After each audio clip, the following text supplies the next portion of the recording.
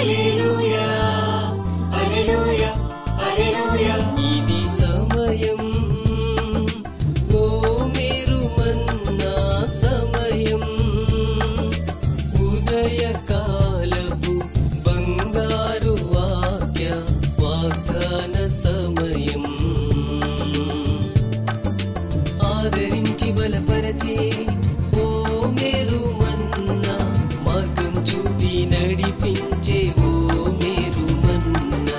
వాగ్దాన సమయం ఓ మేరు మన్నా సమయం.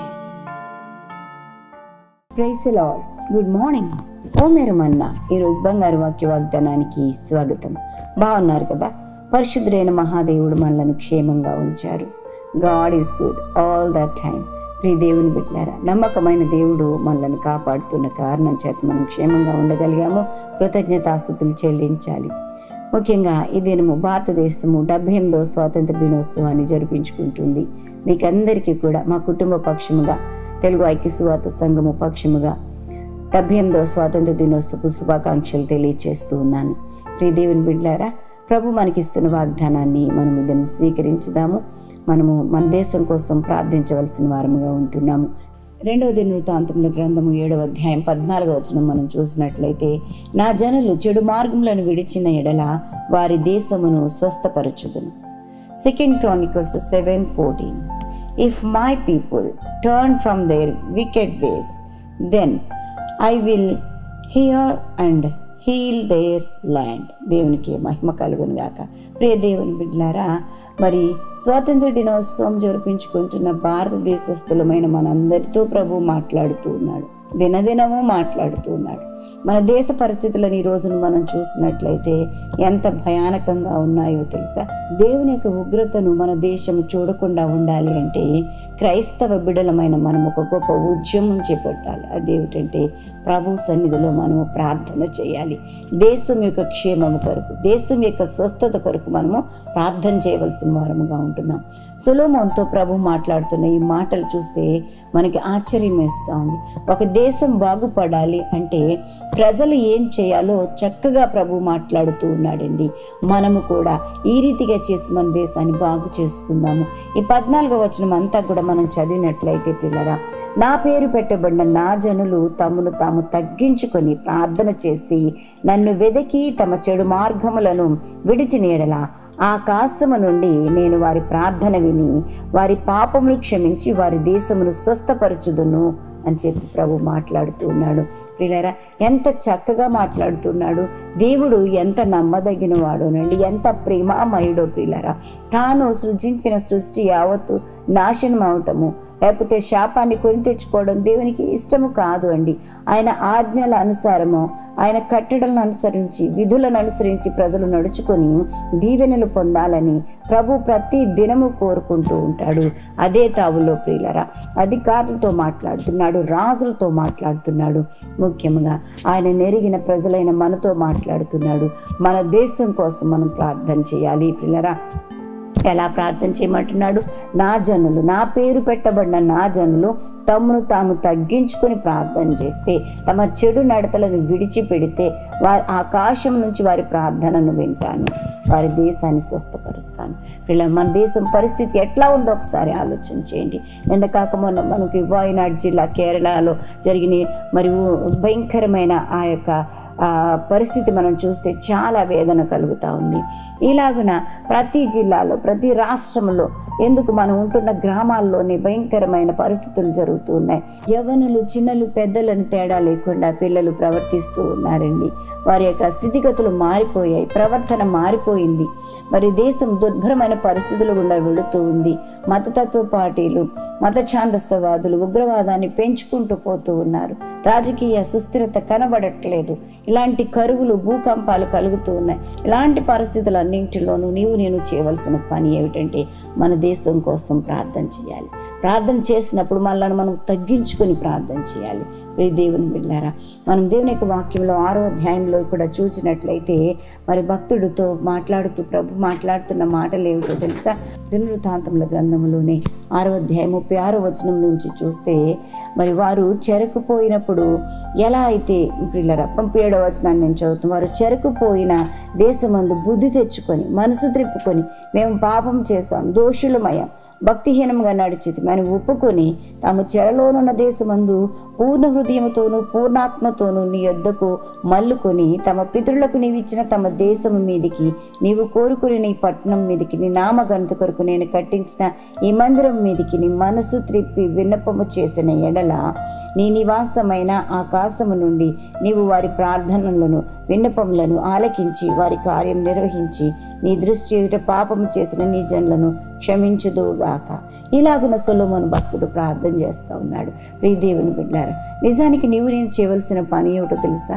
మన దేశం కోసం మనం ప్రార్థన చేసినప్పుడు పూర్ణ ఆత్మతోనూ పూర్ణ హృదయముతోనూ ఆయన యొద్దకు మల్లుకోవాలట, మనస్సు త్రిప్పుకోవాలట. ఇంకా మన దేశం అండి అన్యాక్రాంతం అయిపోయి ప్రియులారా, అన్య దేవతలను ఆరాధిస్తూ ప్రియులారా ఎంతో ఘోరమైన పరిస్థితిలో ఉంటున్నప్పుడు ప్రియులారా ప్రభు నిజదేవుడైన యేసయ్యను జ్ఞాపకము చేసుకోలేని పరిస్థితిలో ఉంటున్నప్పుడు దేశం నాశనము కాకుండా నీవు నేను ప్రార్థించాలి. దేశము వృద్ధిలోనికి వచ్చినట్లుగా ప్రార్థన చేయాలి. ఇప్పటికే మన భారతదేశం యొక్క పేరు 2 మార్లు ప్రభు మరి పరిశుద్ధ లేఖనంలో లిఖించినట్లుగా మనం చూస్తున్నాం. అంటే నీ దేశాన్ని నా దేశాన్ని ఎంతగా ప్రభు ప్రేమిస్తున్నాడో ఆలోచన చేయండి. కాబట్టి మన దేశం కోసం మనం పూడ్చి పడతామండి. మన దేశం బాగుపడినట్లుగా మనము ప్రార్థన చేయాలని చెప్పి మనవి చేస్తున్నాను. ఆ ప్రార్థనా విధానంలో కూడా ప్రభు ఈ రోజున మాట్లాడుతున్నాడు. నా జనులు చెడు మార్గములను విడిచి ఎడల వారి దేశాన్ని స్వస్థపరుస్తానంటున్నాడు. ఈ వచ్చిన భాగం అంతా చూసుకుంటే 3 విషయాలు ముఖ్యంగా మనకు కనబడుతున్నాయి. తమను తాము తగ్గించుకొని ప్రార్థన చేయాలి, దేవుణ్ణి వెతికి ప్రార్థన చేయాలి. ప్రియులారా, నిజమైన పశ్చాత్తాపంతో మనం ప్రార్థన చేస్తే అద్భుతమైన దీవెనలు మన దేశం పొందుకుంటుంది, సుస్థిరత కలిగి చక్కగా ఆశీర్వదించబడుతుందని చెప్పడానికి సంతోషిస్తూ ఉన్నాను. ప్రియ దేవుని బిడ్డ, ఈ స్వాతంత్ర దినోత్సవం రోజున నిజమైన స్వాతంత్ర్యం మన దేశం అనుభవించాలి అంటే ఒక నిజ క్రైస్తవుడిగా మరి ఆయన సన్నిధిలో నీవు గోజాడవలసిన అవసరత ఉంది అని చెప్పి తెలియచేస్తున్నాను. దేవుని యొక్క వాక్యంలో మనం చూస్తే బద్దలైన సందుల్లో నిలబడి ప్రార్థన చేసేవాళ్ళు ఎవరైనా ఉన్నారా అని చెప్పి ప్రభు చూస్తూ ఉన్నాడట.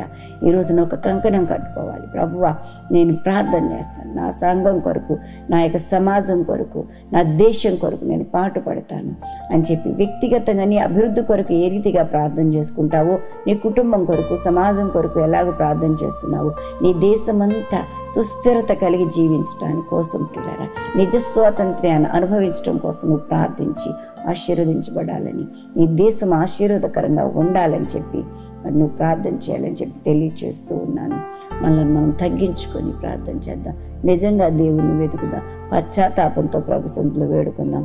అద్భుతమైన దీవెనలు మనము, మన కుటుంబాలు, మన దేశము అనుభవించుదాం.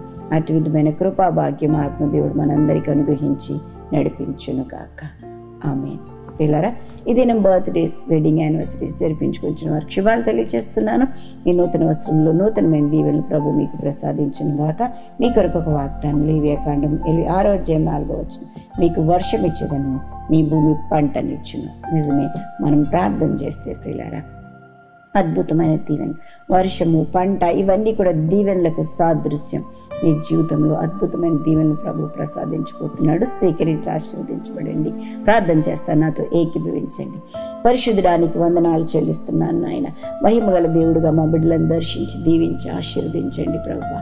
మా దేశాన్ని నీ చేతులకు అప్పగిస్తున్నాం తండ్రి. అవును ప్రభా, నాయన నీ సందులో మీరు మాతో మాట్లాడుతున్నారు. మీ చెడు మార్గములన్నిటినీ విడచి మమ్మల్ని మేము తగ్గించుకొని సందులో ప్రార్థన చేసినప్పుడు ప్రభా మా దేశాన్ని స్వస్థపరుస్తానంటున్నాం. అవును తండ్రి నాయన, భయంకరమైన వ్యాధితో ప్రభా, పాప వ్యాధితో తండ్రి నాయన తండ్రి బంధకాలలో బంధించబడి ఉన్న మా దేశానికి విడుదల కలుగు చేయమని వేడుకుంటున్నాను. నిజ స్వాతంత్ర్యం ప్రభా మా దేశం అనుభవించడానికి కృప చూపించండి.